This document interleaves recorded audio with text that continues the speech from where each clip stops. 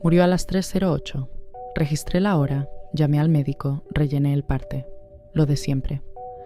A las 3:15, una voz salió de la esquina de su habitación. Llevo 6 años en esta unidad. Psicogeriatría, turno de noche, 12 horas de 8 de la tarde a 8 de la mañana. Te acostumbras a todo. A los olores, a los sonidos, a que los pacientes hablen con personas que no están en la habitación. No da miedo. Es demencia. El cerebro construye una realidad con trozos de memoria, y esa realidad para ellos es tan real como la tuya para ti. Los primeros meses te sacuden.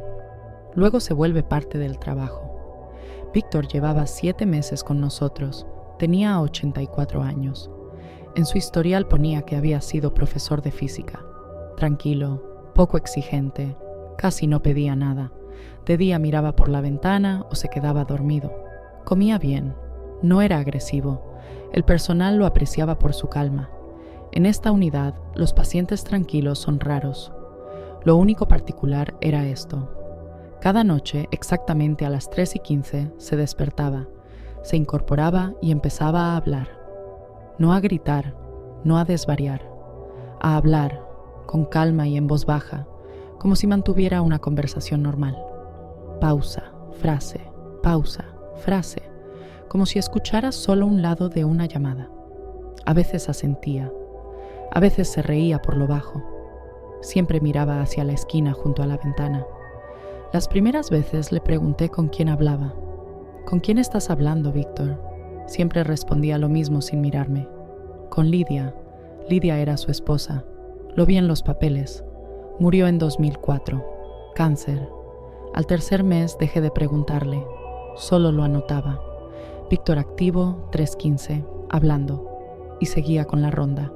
Empezó a apagarse en febrero. Comía menos, dormía más. Las conversaciones con la esquina se hicieron más frecuentes. Ya no solo a las 3:15, a veces a medianoche, a veces al amanecer.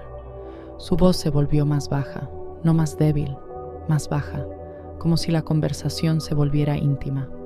Un par de veces me quedé en su puerta entreabierta escuchando. No distinguía palabras. A veces sonaba como si enumerara cosas, nombres, quizá fechas. A veces sonaba a despedida. Esa noche entré a verle a las 2:50 en la ronda. Estaba tranquilo, respiraba regular, temperatura normal. Revisé el suero, apunté constantes. No se despertó. Salí. A las 3:08 sonó el monitor. Llegué en menos de 2 minutos. Llamé al médico de guardia. Lo declaramos a las 3:11. Se fue dormido. Sin convulsiones, sin lucha, sin ruido. Una buena muerte, si eso existe. Salimos de la habitación y dejamos la puerta un poco entreabierta, por protocolo hasta que vinieran a llevárselo. Me quedé en el control de enfermería y marqué al depósito. Rutina. Lo había hecho muchas veces. Llamas, esperas, das la dirección y los datos.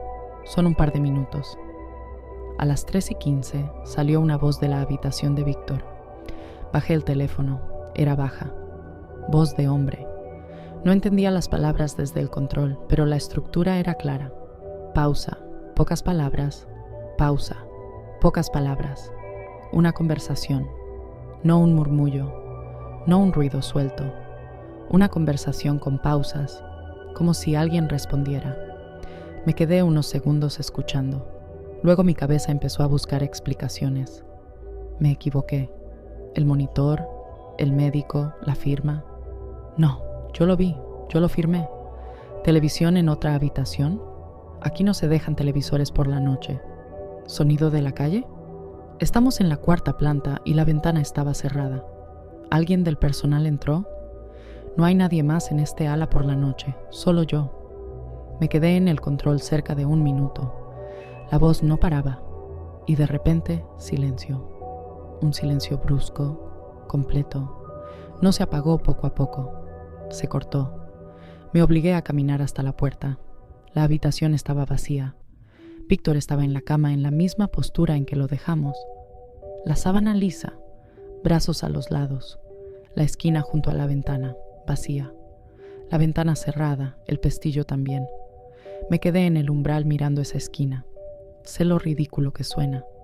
La miraba como si hubiera algo ahí. No había nada.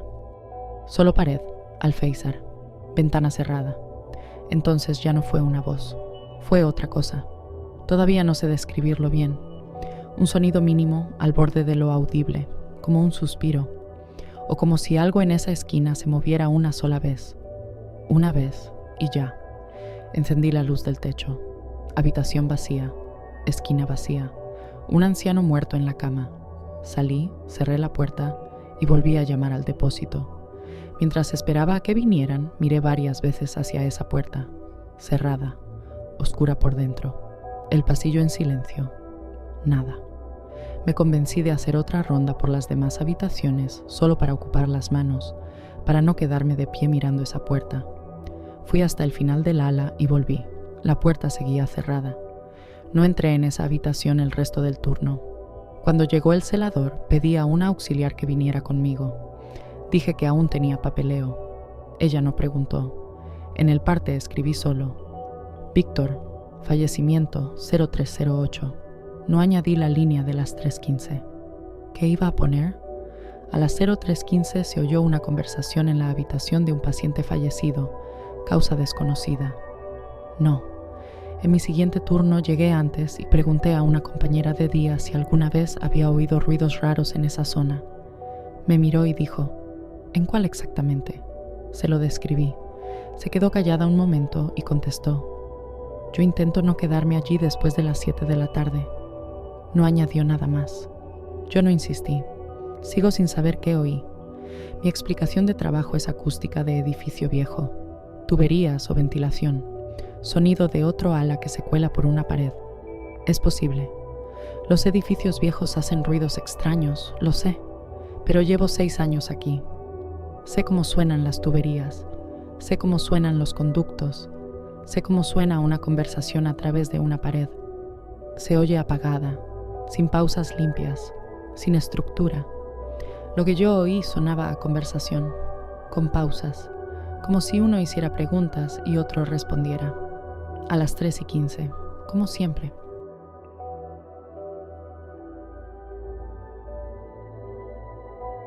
Pedro me pidió que no apagara la luz del pasillo en su primera noche. No la luz de su habitación, no la del baño. La sección del pasillo entre su puerta y el control de enfermería. Lo dijo tranquilo, sin pánico, sin explicación. Mientras esté encendida, no entra. Yo no pregunté qué era. Aquí no solemos hacer esas preguntas. Según la norma, esa luz se apaga a medianoche. Rutina de sueño, los demás residentes, consumo. Yo me salté la norma. No porque le creyera, porque se cumplen peticiones raras si no hacen daño a nadie. Dejar una luz encendida no molestaba. El diagnóstico de Pedro era demencia vascular moderada. 72 años. Mecánico de profesión, según su ingreso. Parecía más joven. A diferencia de muchos residentes, era bastante coherente. Sabía dónde estaba. Recordaba sus cosas. A veces contaba chistes a un auxiliar joven. Había confusión, pero leve. En los papeles no había alucinaciones marcadas ni agresividad. Solo un hombre mayor con demencia incipiente al que la familia ya no podía cuidar. Durante 2 semanas todo fue tranquilo. Dormía bien. No tocaba el timbre sin motivo. A veces, en ronda, lo veía despierto mirando al techo, pero cuando yo entraba decía sin cambiar el tono: todo bien. La luz está encendida, como confirmación. Como si cada noche comprobara lo mismo y cada noche recibiera la respuesta correcta. Una vez añadió: mientras esté encendida, se puede dormir. No pregunté qué pasaba cuando no lo estaba. Me dije que era un ritual para calmarse. Me acostumbré. Dejé de pensarlo. Dejaba la luz encendida como parte de su rutina.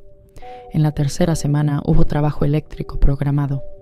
Nos avisaron que algunas secciones podían quedarse sin luz unos instantes al cambiar automáticos. El protocolo es el de siempre. Luces de emergencia en salidas, rondas cada 20 minutos, registrar todo. A las 23:41 se apagó la luz en nuestra sección. No en todo el edificio, solo nuestro bloque, un panel. Las luces rojas de emergencia junto a las salidas se encendieron a los pocos segundos, pero eso no es luz de verdad. Roja, débil, solo cerca de las puertas. El pasillo entre habitaciones y control quedó a oscuras. Me levanté al momento. El cuadro estaba al final del pasillo, tras la esquina. Menos de 30 segundos. A mitad de camino, frené. No se oía nada desde la habitación de Pedro. Antes, cualquier cambio de noche, un grito, una puerta, y él o pulsaba el timbre o asomaba la cabeza. Ahora el silencio era total. No era silencio de dormir. Era total. Como si no hubiera nadie. Llegué al cuadro y levanté el automático. Volvió la luz del pasillo. Fui directa a su puerta. Estaba cerrada, como la había dejado. Abrí. Él estaba en el suelo, justo junto a la puerta, cara hacia el pasillo, los brazos extendidos hacia adelante y un poco abiertos, como si se hubiera caído o como si hubiera estado gateando. Los ojos abiertos, vivo, pulso normal, respiración normal. Llamé al médico de todas formas, por procedimiento. No tenía lesiones. Lo volvimos a poner en la cama. No recordaba cómo acabó en el suelo. No recordaba haberse levantado. Mientras le acomodaba la almohada, me miró y dijo en voz baja: «Yo sí llegué a cerrar los ojos. Tú no». Le pregunté qué quería decir. Se giró hacia la pared. No dijo nada más. Rellené el informe como: residente encontrado en el suelo, sin signos de lesión, vuelto a la cama. Lenguaje estándar. En causa puse: desorientación durante pérdida de iluminación. Podía ser verdad. Demencia, oscuridad, susto, se levantó y se cayó. Es plausible. Pero pasé el resto del turno repasando esos segundos en el pasillo oscuro. Caminé hasta el cuadro. Luces rojas de emergencia. Silencio. Nada raro. Yo no vi nada. Y él dijo: «Tú no». Como si yo debiera haber visto algo. Como si, mientras yo caminaba por ese pasillo oscuro, hubiera algo allí y yo lo hubiera cruzado sin cerrar los ojos. Al día siguiente, pidió que lo trasladaran a otra sección. Lo pasé. La directora preguntó el motivo y yo dije que no se sentía cómodo en este ala. Bastó. A Pedro lo movieron al bloque del fondo. Otro control. Otro pasillo. Fui un par de veces a verle, solo a mirar. Estaba tranquilo. Dormía bien. No volvió a mencionar la luz. 3 semanas después se fue a casa de su hija. Sigo trabajando en la misma unidad. La luz del pasillo en esa sección ahora no la apago nunca. Ni a medianoche ni nunca. Una compañera me preguntó una vez por qué. Le dije que así se ve mejor en la ronda. Se encogió de hombros. En casa dejo siempre encendida la luz del pasillo. Antes no lo hacía. Soy una persona racional. Sé que la luz de mi piso no tiene nada que ver con un pasillo del hospital. Lo sé. Pensé que se me pasaría, que el hábito se iría apagando solo, como se apagan los hábitos cuando dejas de explicarlos. No se fue. Hace unos meses saltó el automático en mi piso de madrugada. Me desperté en oscuridad total y silencio. Un piso que conozco al detalle, cada esquina. De pronto me pareció ajeno. La oscuridad era igual que la de aquel pasillo. Absoluta. Mi primer pensamiento no fue buscar la linterna. No fue volver a subir el automático. Mi primer pensamiento fue: cierra los ojos. Los cerré. Estuve así quizá 10 minutos, sin moverme, solo con los ojos cerrados en la oscuridad, esperando. No sé qué. Luego me levanté, encontré la linterna y subí el automático. No sé qué vio Pedro en la oscuridad junto a su puerta. No sé qué quiso decir con «llegué a cerrar los ojos». No sé qué era eso que, según él, no entra mientras la luz está encendida. Pero esa noche en casa me alegré mucho de no haber abierto los ojos antes de que volviera la luz.